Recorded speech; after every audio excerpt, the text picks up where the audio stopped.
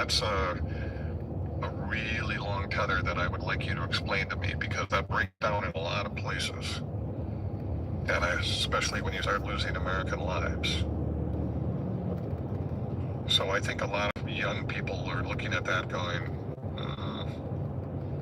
I don't want to get sent over here. I think the younger generations get this a lot more than the older ones.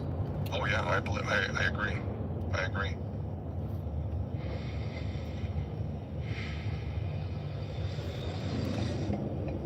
We are in a sad state of affairs. It's very scary. It's a sad state of affairs, and it's scary. I want to continue, though, to say it's not a foregone conclusion. If people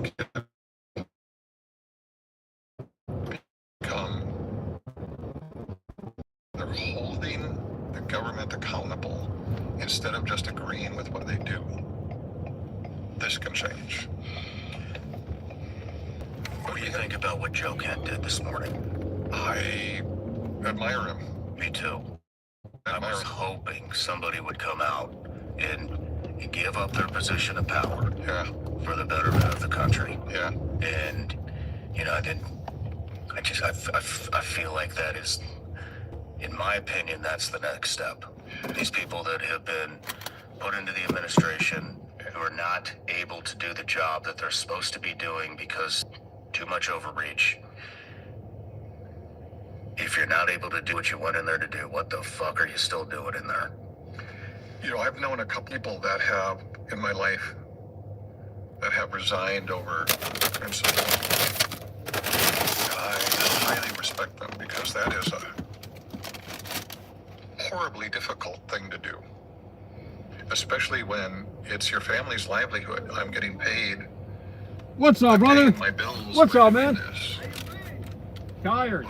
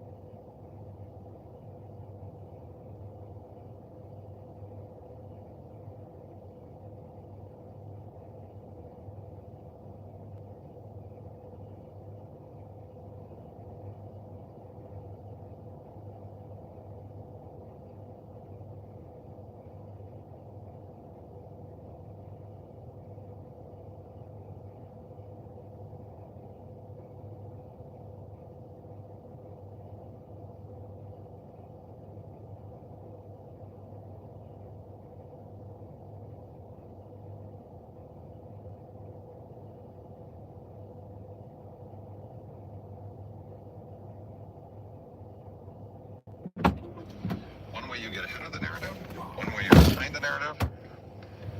One way you're quitting the game, the other one you're playing the game until they force you not to play it anymore. Which is better? Normally, I would say fight it out to get fired, Yeah. but then you may get the not narrative. get the opportunity to explain Exactly. why you were fired. Because Exactly. all the attention will go to the person that fired you, the president. So, in this specific example, I think resignations are more powerful. I think Because you're willingly giving up. Yeah. Exactly what you said. You're willingly giving up what's supporting yourself and your family. And you're going out with a statement. If you get fired, you might not ever get the opportunity to release that statement. Totally agree with that. I think we need a mixture of both. We need some people to resign and get high visibility. I think we need others to stay and fight it out and get fired, and then get support from the others that said, yeah, I knew this person, they were. But you're right, they get the first narrative, and usually the first narrative is the one that people remember.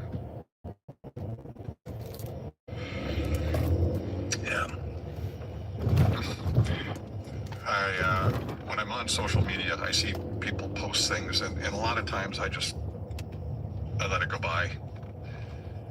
And then every once in a while I'm like, okay, I gotta answer this, right? And that usually drags me down a rabbit hole. And two things that go through my mind. One is a thing called Bandolini's Law. Bandolini's Law, it's also called the bullshit asymmetry principle. And what it says is the amount of effort it takes to refute something ridiculous is twice what it was for somebody to just post it. And it's true. Somebody posts something and that, they just went, oh, this is true. Well, that didn't take them much. But now you've got to spend so much time to go, well, no, that's not true because of this and because of this and because of this. So to try and refute this ridiculous stuff takes so much time. And we know, Israel especially, has bots that are just looking for this because they want to get you tied up. And if you're tied up, then you're not doing other things. I see this sometimes when I post something, and literally within seconds, I've got a well-formatted, paragraph-long response. I'm like, that's a bot. Somebody read this, thought that, and typed this that fast. So I've got bots, right? And then I also remember that saying is, never wrestle with a pig, because you get dirty and the pig likes it. Yeah. Right? But you hate seeing some of this stuff. You see what they're writing, you get it fast. So I've got bots. Never wrestle with a pig, because you get dirty and the pig likes it. Yeah. Right? But you hate seeing some of this stuff. You see what they're writing, that's just patently not true. Do you think, we're wrapping it up, but I had a question pop in my mind. Do you think China would entertain being allies with Israel? I mean, it sounds like the connection between Israel and the United States is pretty much strictly a religious standpoint because of the Schofield Bible, 25%. Okay. Reverse that. Okay. Do I think Israel would be allies with China? Israel is able to be allies with us because it can control our government systems because of the freedoms we have. It takes advantage of those, and it is able to do the propaganda it needs. It is able to fund people that it needs. Can't do that with China. Their government is not the same. And if you can't have that influence, is it still somebody you want to ally with? Probably not. So I don't see that happening, and I see China right now is sharing aerial imagery with Iran. Russia is sharing intelligence with Iran. Right.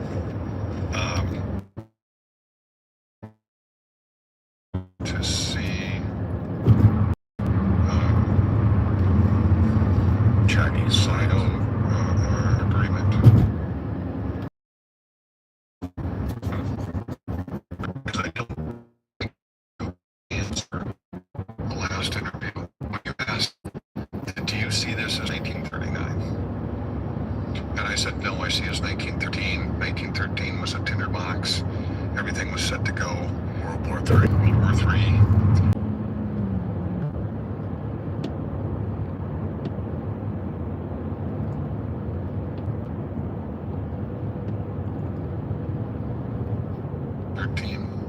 And I've been giving this more thought. It's just like 1939, right?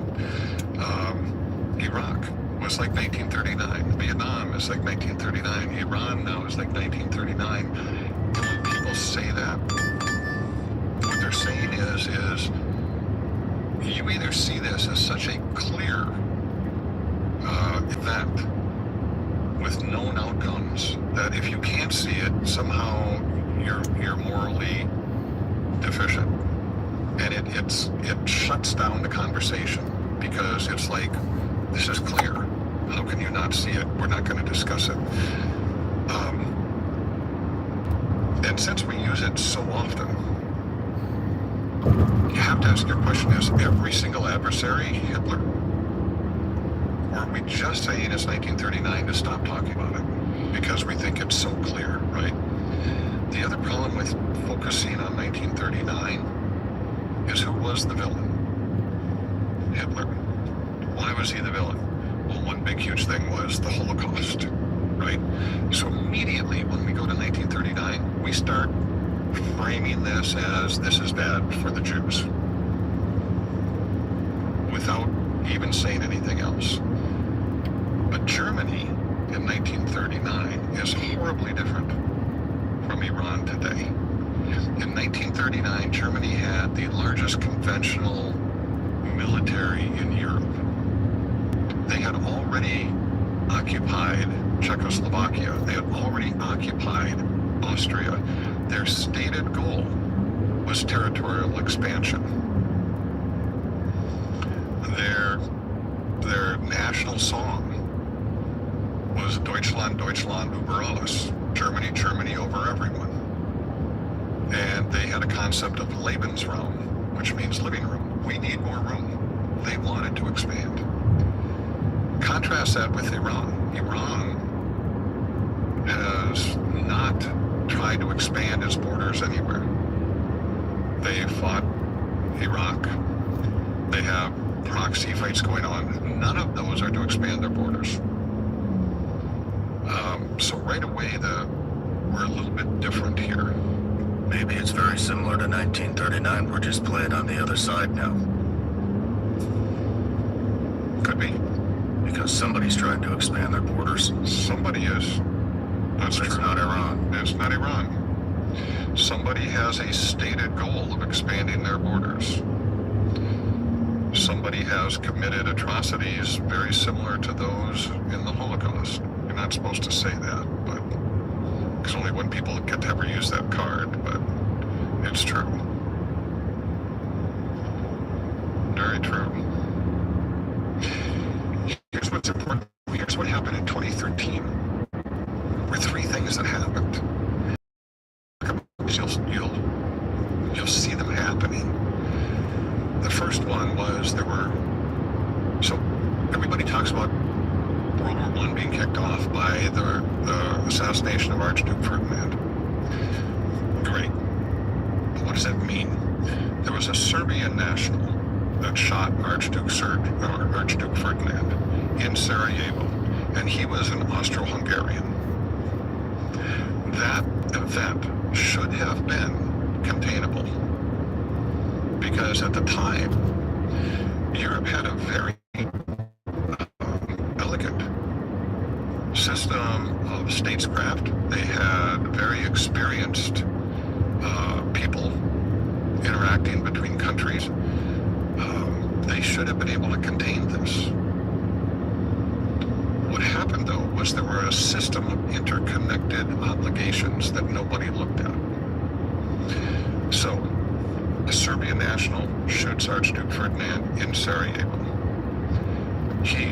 Archduke Ferdinand is an Austro-Hungarian. Austria immediately goes and says, we're going to punish Serbia. Okay, fine. What does that mean? We'll get to that in a second. But they go to punish Serbia. Serbia has agreements with Russia that if we're attacked, you will help us. Well, hey, Austria just attacked us. Russia steps in. As soon as Russia steps in, it triggers Germany. Germany had agreements that if Russia ever moves, we're going to step in too. Russia starts to mobilize. Right after that, France says if Russia moves west, we're active. It was like a dominoes effect. It was like you've seen these things on TV where there's a whole room of mouse traps, and you throw one marble in, and everything goes. That's what happened, right? And if you look at that today, we have NATO. We have NATO contracts and agreements with Turkey, Kuwait, Bahrain. And guess what? Turkey just got hit with missiles from Iran. So did Bahrain. So did Kuwait. Turkey invoked, Article 4 of the NATO of Mutual Defense and said, what are you guys going to do? I haven't seen an answer to that yet. And they're, but I'm like, we have agreements that says when, you attack one of these, everybody jumps in. And that could happen right now. The other thing is there was no defined end point. So Austria said, we're going to punish Serbia. What does that mean? What have you done? What? Nobody knew. So everything kept going on. There was a historian named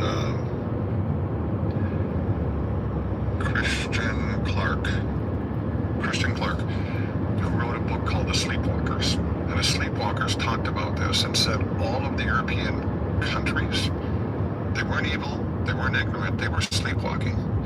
They sleepwalked right into the biggest catastrophe of human history with 17 million people dead because they weren't paying attention to what went on. Another author named, what was her name?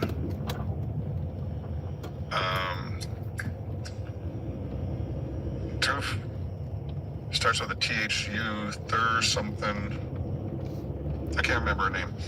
Wrote a book called The Guns of August. And what she said was the problem with what happened in July and August in 1914, 1913 was when he was killed, 1914, all this.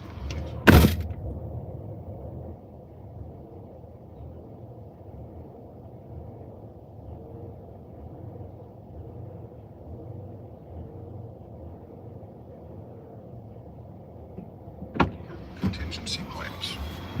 Again, this happens, we do this. Mobilization already began. And as soon as the mobilization begins, it triggers this one. Their mobilization begins. Right now in Iran, we see this happening. We have interlocking agreements with other countries. We have a mobilization starting. Don't forget, Tulsi Gabbard said they do not have nuclear weapons.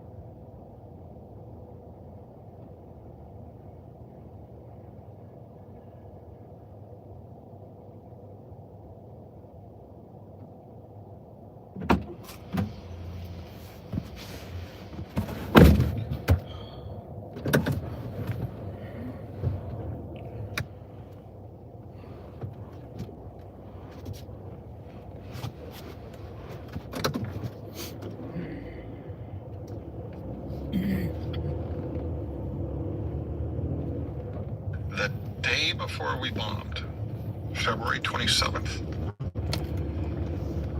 Oman, who we were using as a conduit to talk to Iran, said, we have reached an agreement with Iran. They agree they will not refine nuclear material, they will not stockpile it, and they will agree to inspections. Hello, welcome to Taco Tuesday. They agreed to everything Yeah, I've we wanted. got 2 orders for DoorDash. And the Omani Catherine foreign minister and said, Christian. peace is at Catherine hand. and Christian? Yes. The next morning we All right, you bombed. go on. Thank you. All right, thank you. What the Guns of August was saying was once things were in motion, you can't stop them. When I was in, let's say we're gonna attack somebody February 28th.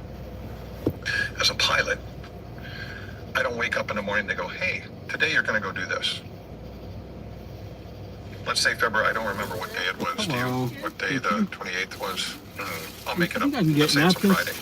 Can I get napkins? The latest I'm going to know about it is Wednesday. The planners knew about it the week before because we've got a plan. Well, what's our target, right? If that's our target, what weapon system are we going to use to hit it with? Where is that weapon system located?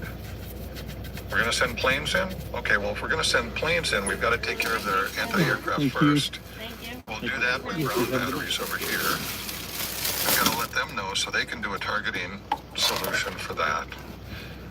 And then the ship has to say, well, what planes are available that aren't in maintenance can do it? Do we have that weapon systems on board? What pilots are current and trained in that? Can we get those planes here?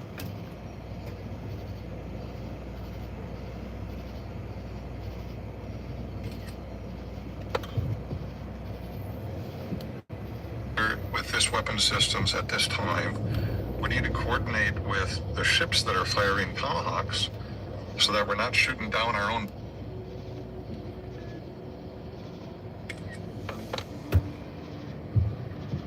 planes when they go in. The amount of coordination and planning that goes into this is at least a week long. So we started mobilizing an attack on the 28th well before. So on the 27th, when they came out and said, hey, we've got an agreement, pieces at hand, too late.